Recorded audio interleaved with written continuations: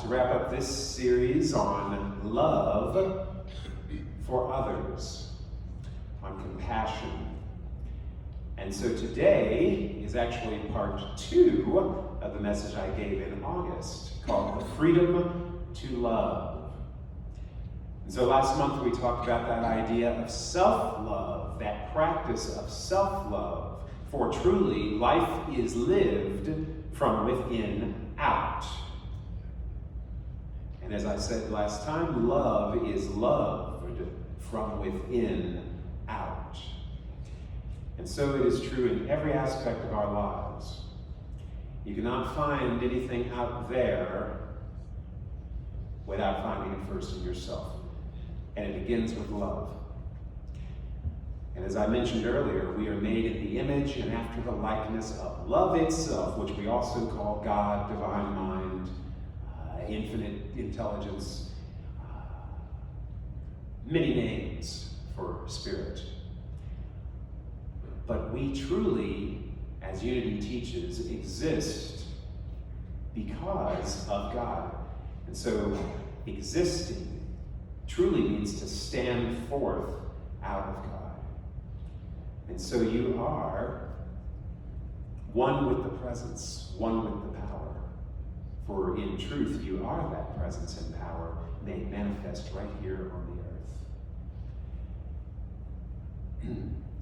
And so all this year we've been exploring the concepts laid out in Eric Butterworth's posthumously published book called Practical Metaphysics. And it is truly that chapter on love that I read over and over again. The Wednesday series we've been doing is also based on Butterworth. That's his book, Life is for Loving. And so love is truly one of my favorite, if not my favorite, subjects to talk about. So I didn't really need too many notes today. I just, speak from the love center and off we go. So Butterworth writes in the Practical Metaphysics how important it is to realize at the central core of truth that the teaching of truth is love. This is the central core of Jesus' teaching. It becomes very obvious that this is what he talks about most of the time. But we miss the point if we think of love as something that is a thing, something that is given, exchanged, something that is a commodity. Remember, Jesus says, love thy neighbor. And of course, this is a great cliche. It's a fundamental part of religious tradition. And it's something that you must always love your neighbor, no matter who your neighbor is. And we have all of the cliches of people who say, I love my neighbor as long as I can choose who the neighbor's going to be and who I live next door to. But the point is, this idea of loving one's neighbor tends to give us problems because we say, how can I love people I don't like? In other words, it's like being asked to go out onto the street and give money to strangers. So, and throughout that whole chapter, and it's a book I highly recommend, Butterworth goes into that idea of love, truly loving someone, and more to the point, when Jesus says love thy neighbor, if one looks at it from its true root and translates it in today's English, it would be more like love to, T-O, your neighbor.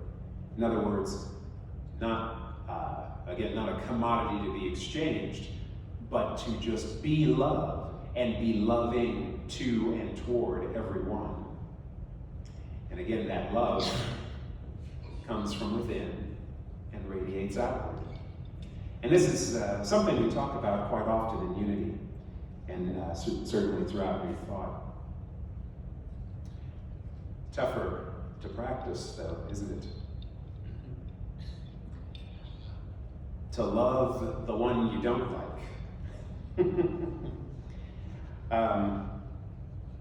So there was a point also in Butterworth's book where he says, if you feel a sense of ingratitude over the fact that someone doesn't seem to return or reciprocate your love, then you really didn't love. You really didn't love. You were bartering. You were looking for attention. You were looking for something from him or her. And that's a hard lesson, but it's the kind of lesson that is implicit in this consciousness of truth.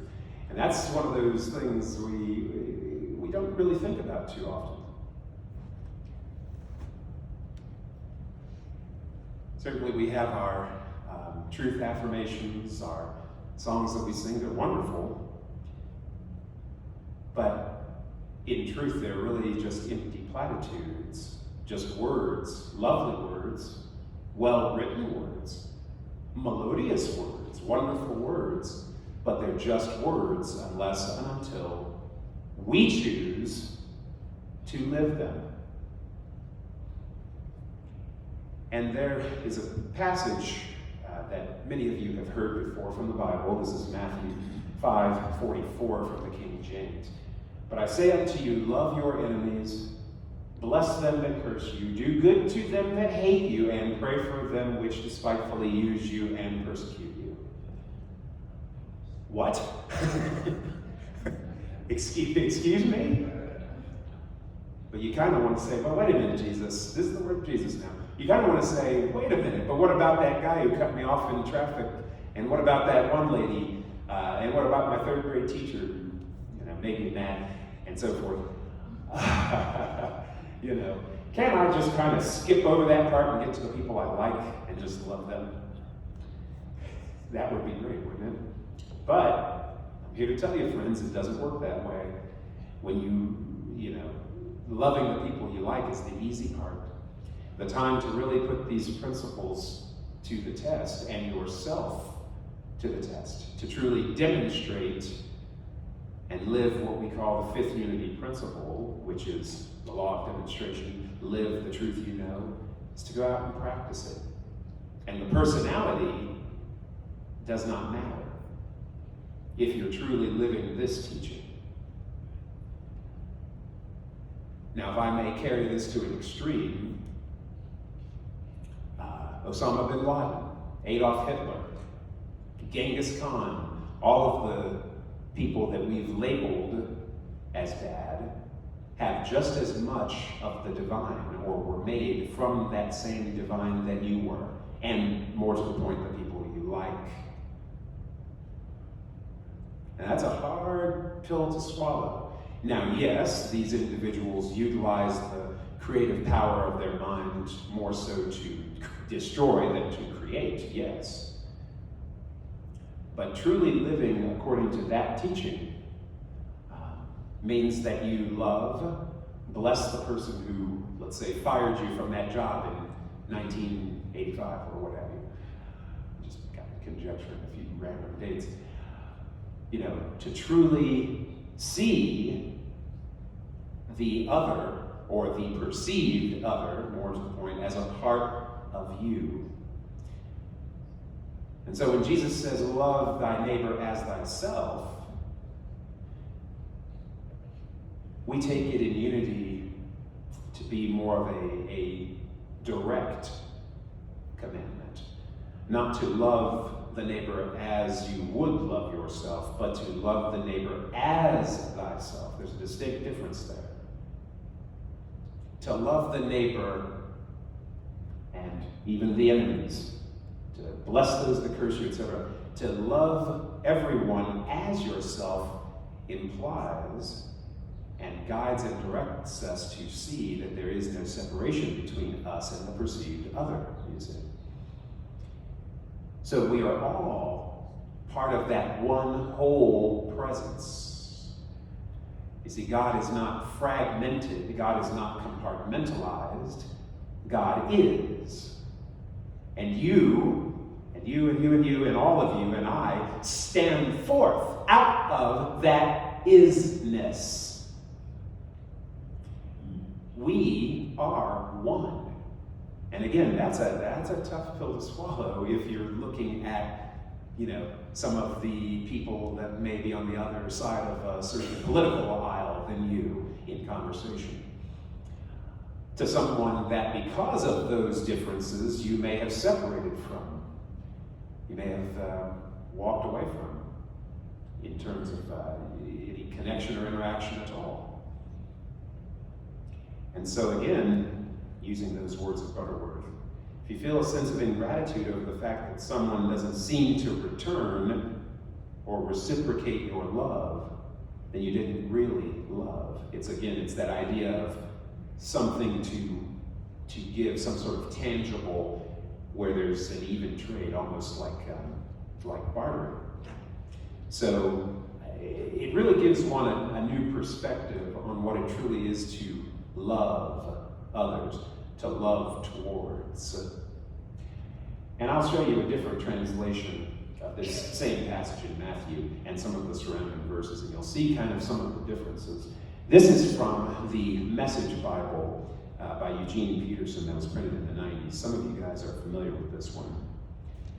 It was Eugene Peterson and a team of translators and so forth that worked together to take some of the original Hebrew and Aramaic of the Hebrew Bible and of the so-called New Testament and translate them into today's English, or at least the English of the 90s anyway, which is close enough to today, right? Doesn't seem that long ago, but been 20 years since the 90s ended. This is that same, or at least partially that same passage. Now, take a look at this. See how this grabs you. We're just gonna see. And this is chapter 5, verses 43 through 47. You're familiar with the old written law, love your friend, and its unwritten companion, hate your enemy. I'm challenging that. And again, this is the words of Jesus. This is part of his Sermon on the Mount, for those of you who don't know. I'm challenging that. I'm telling you to love your enemies. Let them bring out the best in you, not the worst. When someone gives you a hard time, and I love that. When someone gives you a hard time, respond with the energies of prayer. For then you are working out of your true selves, your God-created selves. This is what God does. He gives his best, the sun to warm and the rain to nourish, to everyone regardless, the good and the bad, the nice and the nasty. If all you do is love the lovable, do you expect a bonus? I love that. He puts it in very, very direct language. Anybody can do that. I'll read that part again. If all you do is love the lovable, do you expect a bonus? Anybody can do that. When we go forward, there's one sentence that I took out of there, but it kind of reiterates that same point. And finally, verse 48. In a word, what I'm saying is grow up. You are kingdom subjects, now live like it. Live out of your God-created identity. Live generously and graciously toward others the way God lives towards you. And that's a different way of hearing it than perhaps you've heard before. But it's more a direct translation, whereas the Bible as we know it in the King James and even the New Revised Standard Versions have a translation of a translation of a translation of a translation of a translation of a translation, where this goes straight from those original languages as they're known to be to today's colloquial English. I truly believe that it is no coincidence that the word evil is the word live spelled backwards. For when we live in opposition to the teachings that we know as truth and we've experienced as truth, then evil is the result. Now, as I've said before, unity does not label others or ourselves as sinners, but it does teach that there is sin and evil in the world. It comes when we act from a consciousness of separation from the source, when we miss the mark, as it were. You've heard this mentioned earlier this month, that archery term of missing the mark. That's what that origin of that term sin really derives from. So when we act from that illusion that there is I and you, or more to the point, in our times we're living in today, in the world, and certainly in America, certainly within our ministries, and New Thought and Unity are certainly no stranger to this, us and them. Because you don't want to be one of them, huh? You want to be with us. Unity teaches that, and Jesus, frankly, teaches that that is sin. There is no other. There is only one presence. There is only one power. And when we truly believe this, and not just believe, but have faith, we just ground ourselves in this truth, then we know it. And when we know it, we truly live from it. Not here just on Sundays when we're with people we like, but when we go out there. Yes. When we go into our places of employment, when we go into our families, certainly. There's a lot of us, them, in the family dynamic as well, certainly. We truly live from a consciousness of oneness and of love. And as we say every week, forgiveness is an act of the will. The will, in short, is our ability, God-given within us, to choose. We can choose to be loving or love toward all, or not. We can choose, to reiterate last month's point, to love ourselves, to take classes, read books in certainly the library here, whatever it takes to help you along that path. But we can choose a different path. We can choose to love ourselves or not. That is the toughest part, is that freedom to choose. The freedom, again, God given within us to love, to be, to coin another Butterworth term, love-full, full of love. And so full of love that love has no choice but to spill outward in a generous outpouring, that the cup runneth over joyfully with love, from love. But it all begins within us. And so again, we can choose to forgive, not because the person who fired us from such and so job in 19 so and so 6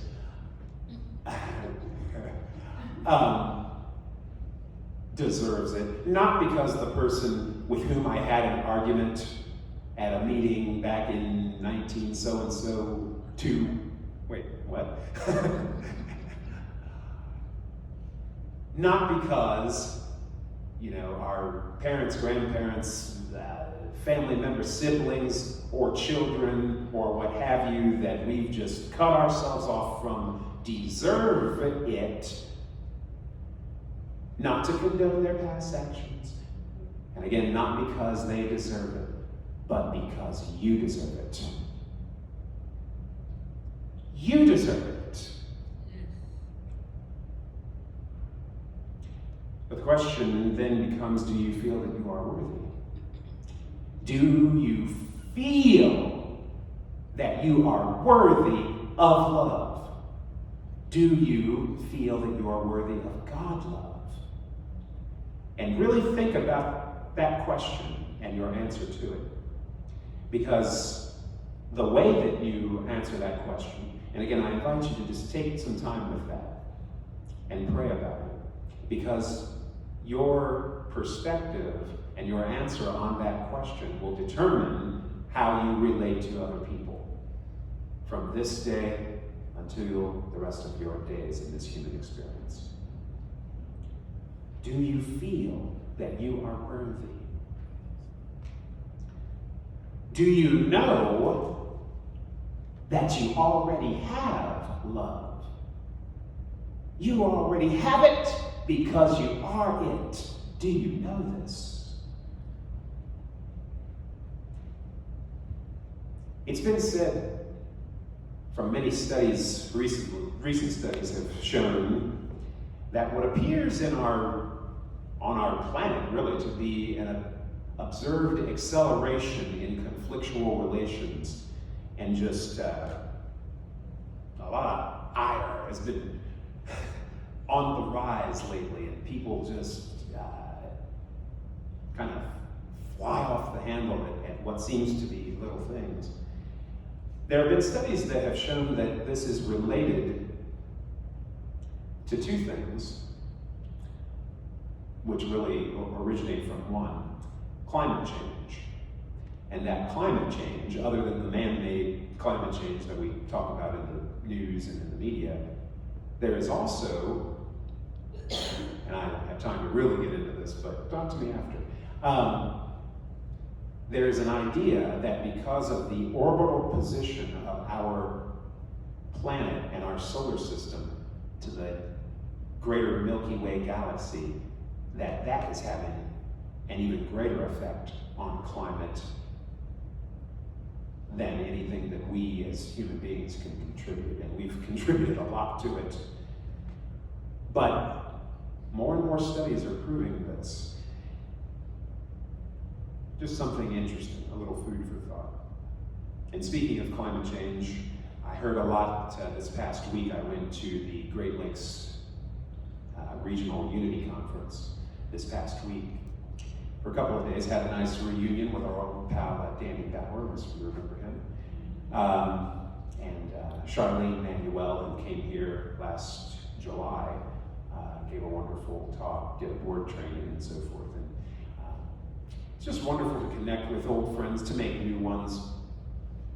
But one name kept coming up in different conversations, both in the scheduled activities between the business meeting for the region and just conversations, and that is the name of Greta Thunberg, or Thunberg. And you guys may have heard of her. She's the Swedish athlete and climate change activist who said, and I quote, to the floor of the United Nations General Assembly, "You have stolen my dreams and my childhood with your empty words. We are in the beginning of a mass extinction, and all you can talk about is money and fairy tales of eternal economic growth. How dare you?" And so there's this whole hashtag on social media with the "how dare you." And so she speaks from certainly a lot of anger, a lot of outrage. But she and others like her have inspired a new awareness and a call to love. And that's love not just for our fellow neighbors, but to our planet, and taking care of our home for as long as at least we're here and the next generations, to the best of our ability. And so at the conference, they talked about the Unity Earth Care program, and you've heard me mention this before. It's a way that we as a Unity movement can give back and really contribute love to our environment, to our planet, to our future, really, to the best way we know how, through prayer, meditation, and what is commonly called spiritual social action. And so that's another way, just another avenue through which we can love toward. And again, none of this love, this loving toward, or this loving forward is possible until we realize who we are, whose we are, and most importantly, what we are. And what we are. It's a wonderful book in the library. I recommend it highly.